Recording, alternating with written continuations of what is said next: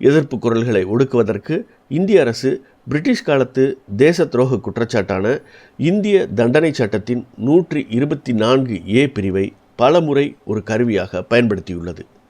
மே 2022 SG வம்பத்கரே எதிர் இந்திய ஒன்றியம் என்ற வழக்கில் உச்சநீதிமன்றம் மத்திய மாநில அரசுகளிடம் 124A பிரிவின் கீழ் புதிய முதல் தகவல் அறிக்கைகள் எதையும் பதிவு செய்வதை தவிர்க்குமாறும் எந்த ஒரு கடுமையான நடவடிக்கைகளையும் எடுக்க வேண்டாம் என்றும் கேட்டுக்கொண்டது. அதே நேரத்தில் இந்த சட்டப்பிரிவை மறுபரிசீலனை செய்வதாக மத்திய அரசும் தெரிவித்தது. 2024 பாரதிய நியாய சன்ஹிதா நடைமுறைக்கு வந்தபோது நாடாளுமன்றம் 124A பிரிவுக்கு பதிலாக 152வது பிரிவை கொண்டு வந்து அதற்கான குறைந்தபட்ச தண்டனையை 7 ஆண்டுகளாக உயர்த்தியது. இது புதிய பெயரில் வந்த தேச துரோக சட்டம்தான்.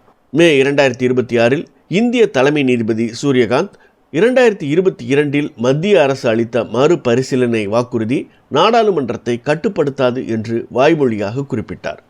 பாரதிய நியாய சன்ஹிதா காலகட்டத்திற்குள் நுழைவதை எளிதாக்கும் வகையிலும் 2026 ஆண்டு மே 21 தேதியன்று உச்சநீதிமன்றம் ஒரு உத்தரவை பிறப்பித்தது. அதன்படி குற்றம் சாட்டப்பட்டவருக்கு ஆட்சேபனை இல்லை என்றால் நீதிமன்றங்கள் 124A பிரிவின் கீழான வழக்குகளை தொடர்ந்து நடத்தலாம் என்று கூறியது.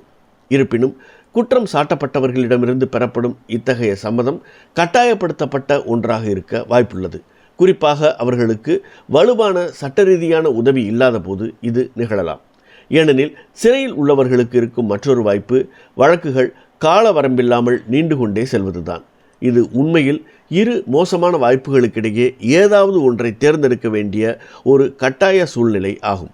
உண்மையில் 2022 விதிக்கப்பட்ட இடைக்கால தடை அரசமைப்பு சவால்களை எதிர்கொண்ட 124A பிரிவின் பயன்பாட்டை நிறுத்தி வைத்திருந்தது. இந்நிலையில் இந்த சட்டப்பிரிவில் வழக்கை தொடர சம்மதிக்க மறுத்தால் நீண்டகால தாமதம் ஏற்படும் என்ற சூழலில் வழக்கின் விசாரணைக்கு ஒரு கைதி தரும் சம்மதம் எந்த அளவுக்கு உண்மையானதாக இருக்க முடியும் என்பது தெளிவாக இல்லை. எஸ்ஜி வம்பத்கரே வழக்கு தேச துரோக குற்றம் சாட்டப்பட்டவர்கள் பிணை கோரி மனு தாக்கல் செய்வதற்கான வாய்ப்பையும் வழங்கியது. இதன் பொருள் முடக்கப்பட்ட வழக்குகளை மீண்டும் தொடங்குவதை விட கைதிகளின் விடுதலையே முதன்மையான தீர்வாக கருதப்பட்டது. ஆனால் மே மாதத்தில் வந்திருக்கும் தற்போதைய தெளிவுபடுத்தல் இதற்கு நேர் எதிர் திசையில் பயணிக்கிறது. மேலும் சமீபத்தில் சையத் இஃப்திகார் அந்த்ரபி வழக்கில் உச்சநீதிமன்றம் மீண்டும் வலியுறுத்திய பிணை என்பதே பொதுவான விதி என்ற கோட்பாட்டிற்கு முரணாகவும் இது அமைந்துள்ளது. நீதிமன்றம் குற்றம் சாட்டப்பட்டவர்களின் சுய உரிமையை பாதுகாக்க விரும்பியிருந்தால் வழக்கை தொடர்வதோடு பிணை வழங்குவதற்கான முன்னுரிமையையும் இணைத்திருக்க வேண்டும். 2022 ஆண்டு இடைக்கால தடையின் நோக்கம் தேச துரோக குற்றச்சாட்டு மக்களின் கருத்து சுதந்திரத்தின் மீது ஏற்படும் அச்சத்தை நீக்குவதாகும். தற்போதைய சூழலில் வசதி படைத்த அல்லது அரசியல் செல்வாக்குமிக்க கைதிகள் தொடர் சட்ட போராட்டங்களின் மூலம் பிணை பெற்று சிறைக்கு வெளியிலிருந்தே வழக்கின் முடிவிற்காக காத்திருக்க முடியும். மாறாக பிணை பெற முடியாத ஏழை கைதிகள் ஒரு தீர்ப்பையாவது பெற்றுவிட வேண்டும் என்பதற்காகவே வழக்கின் விசாரணைக்கு சம்மதிக்க வேண்டிய கட்டாயத்திற்கு தள்ளப்படுவார்கள். இதன் விளைவாக சுதந்திரம் என்பது சட்ட கோட்பாடுகளின் அடிப்படையில் அமையாமல் வழக்காடும் திறனை பொறுத்தே அமையும் நிலை ஏற்படும்.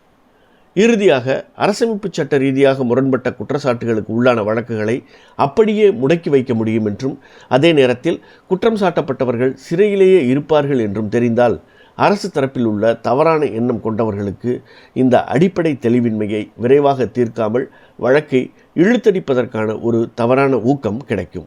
தேச துரோகம் ஒரு குற்றவியல் குற்றமாக அரசமைப்பு சட்ட ரீதியாக செல்லுபடியாகுமா இல்லையா என்பதை ஒரு முறைக்கு இருமுறை தீர்க்கமாக முடிவு செய்வதற்கு பதிலாக நீதிமன்றம் அந்த பொறுப்பை குற்றம் சாட்டப்பட்டவர் மீது சுமத்தி தனது சொந்த கடமையிலிருந்து பின்வாங்கியுள்ளது.